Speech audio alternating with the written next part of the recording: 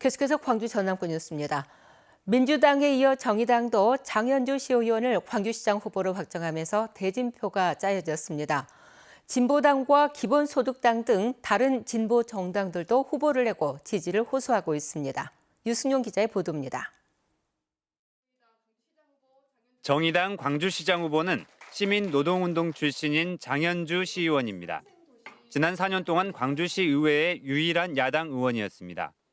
친환경 무상대중교통과 태양광 확대를 통한 녹색 태양광 도시, 기후변화 대응과 사회적 돌봄 관련 상생 일자리 도시, 성평등 안전도시가 핵심 공약입니다.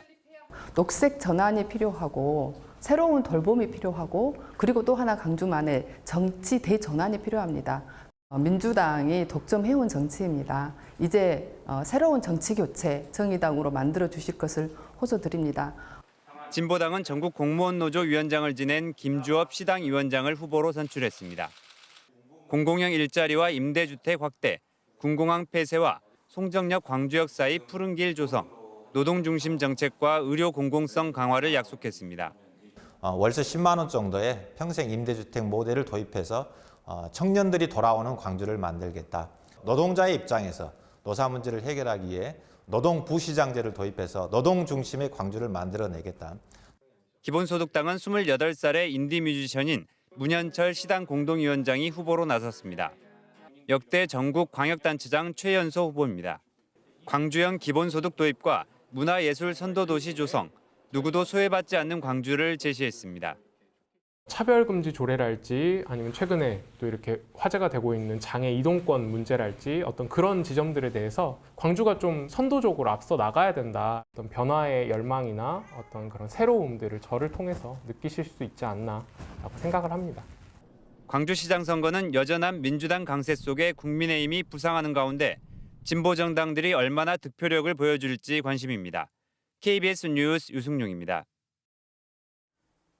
더불어민주당 광주시당이 광주광역의원 20개 선거구 가운데 단수 추천 3곳을 비롯해서 경선 후보 48명을 확정했습니다.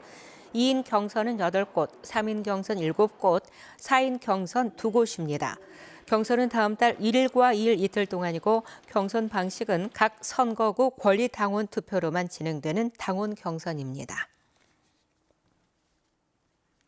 더불어민주당 전남 기초단체장 후보 경선이 오늘까지 이틀 동안 진행됩니다. 민주당 전남도당은 오늘까지 해남과 담양, 목포를 제외한 전남 19개 시군 선거구에서 권리당원과 안심번호 선거인단을 대상으로 기초단체장 후보 선출을 위한 ARS 전화투표를 진행합니다.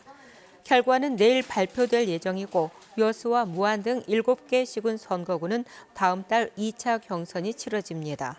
이 앞서 민주당은 입당원서 파일 유출 의혹이 제기된 목포시를 전략선거구로 지정해서 중앙당이 경선 일정을 관리하기로 했고 여론조사 왜곡 의혹이 제기된 담양군도 조사가 진행 중입니다. 민주당 해남군수 후보는 단수 공천됐습니다. 민주당 목포시 지역위원회 당원 일부가 김원희 국회의원의 의원직 사퇴를 촉구했습니다. 이들은 어제 기자회견을 열고 당원 명부 유출로 거론되는 인사가 김 의원의 전 보좌관이라는 점을 감안할 경우 김 의원이 지역위원장 관리 능력에 한계를 보이고 있고 선거에 대한 불공정이 발생할 수 있다는 점에서 김 의원이 상응하는 책임을 져야 한다고 주장했습니다. 이들은 또 권리당원 명부 유출로 이미 경선 자체가 오염됐다면서 민주당은 이번 지방선거에서 후보자 공천을 하지 말고 시민의 선택에 맡겨야 한다고 덧붙였습니다. 음악 콘서트를 보려고 앞줄 중앙 좌석을 예매했더니 공연 기획사 쪽에서 좌석을 가장자리로 옮겨달라고 하면 마음이 어떨까요? 휠체어 장애인들이 불편하고 불쾌한 경험입니다. 민소은 기자가 취재했습니다. 지체장애로 휠체어를 타는 홍모 씨는 최근 음악 콘서트 표를 예매했습니다. 좌석은 11번째 줄 중앙. 안내사항에 장애인은 기획사에 문의하라고 해서 전화했다가 황당한 요구를 받았습니다. 좌석을 가장자리 쪽으로 바꿔달라는 요구를 받았기 때문입니다. 기분이 많이 나빴죠. 저도 같은 대가를 지불하고 보는 입장에서 정당한 권리를 받을 수 없다고 하니까. 장애인 등 편입법에는 공연장의 장애인 좌석을 전체 좌석의 1% 이상 두게 돼 있습니다. 위치도 제일 앞줄 등 무대가 잘 보이는 곳으로 정하고 있습니다. 하지만 이는 고정 좌석이 있는 전문 공연장에만 해당합니다.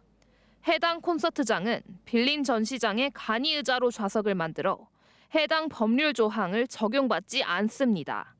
공연 장소 선정부터가 장애인에 대한 고려가 없었던 셈인데 그리고선 자리 양보를 요구한 겁니다. 문화생활에 관련해서도 자유롭게 그런 것들을 향유할 수 있게 되어 있는데 지금 보신 이런 피해 사례는 이런 부분들 좀 침해당한 행위가 아닐까. 기획사 측은 자리를 바꾸라고 권유한 건 다른 관객의 관람까지 고려한 어쩔 수 없는 선택이었다며 높이가 낮은 전동 휠체어나 수동 휠체어를 이용하면 원래 예약 좌석과 가까운 곳에 자리를 마련해 주겠다고 밝혔습니다. 하지만 홍 씨는 혼자 힘으로는 휠체어를 움직일 수조차 없습니다. 홍 씨는 자기가 겪은 일을 인권위에 진정할 계획입니다. KBS 뉴스 민소은입니다. 어제가 충무공 이순신 장군 탄신 477주년이었습니다. 여수에서는 임진왜란 당시 여수에 최초로 설치됐던 해상방어 총사령부 3도 수군통제형을 국가문화재로 지정하자는 취지의 학술대회가 열렸습니다. 정아람 기자입니다. 여수 진난간 뒤편의 공터입니다. 임진왜란 당시 수군통제사이자 전라 좌수사인 이순신 장군이 전라도와 경상도, 충청도 3도의 수군을 지휘했던 3도 수군 통제형이 설치됐던 곳입니다. 통제형이 여수에 설치된 시점은 임진왜란 발발 이듬해인 1593년. 이후 전쟁이 끝나기까지 여수는 거북선과 판옥선 등 군선 건조의 중심지이자 전초기지로 역할을 했습니다.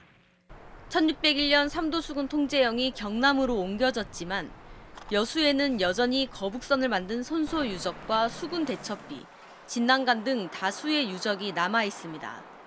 전라 자수영 겸 최초 3도 수군 통제형을 국가문화재로 지정하자는 학술 대회가 여수에서 열린 배경입니다. 여수가 호국 충돌의 고장이다.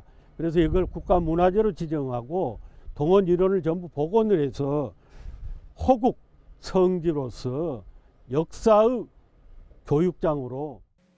2016년 해남 전라우수영이 명랑대첩 배후기지로 학술적 가치를 인정받아 국가지정 문화재로 지정되면서 여수 통제형에 대한 국가문화재 지정 기대도 커지고 있습니다. 여수시도 2015년부터 복원 사업을 시작했지만 토지 매입에 따른 예산 부담 등으로 한계에 부딪힌 상황입니다. 예산이 한정되다 보니까 연차적으로 매입을 하고 또 향후에 2023년까지 매입이 완료되면 역사적 가치에 걸맞은 유적 보존과 복원 사업을 위해서는 국가문화재 지정이 필요하다는 목소리가 높아지는 가운데 여수 충민사에서는 이순신 장군 탄신 477주년 기념 탄신제가 봉행됐습니다. KBS 뉴스 정아람입니다.